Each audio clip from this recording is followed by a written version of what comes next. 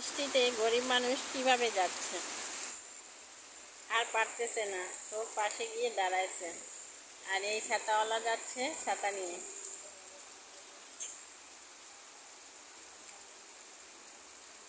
হঠাৎ বৃষ্টি,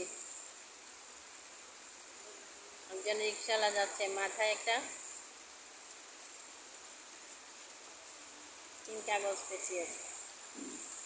তারপরে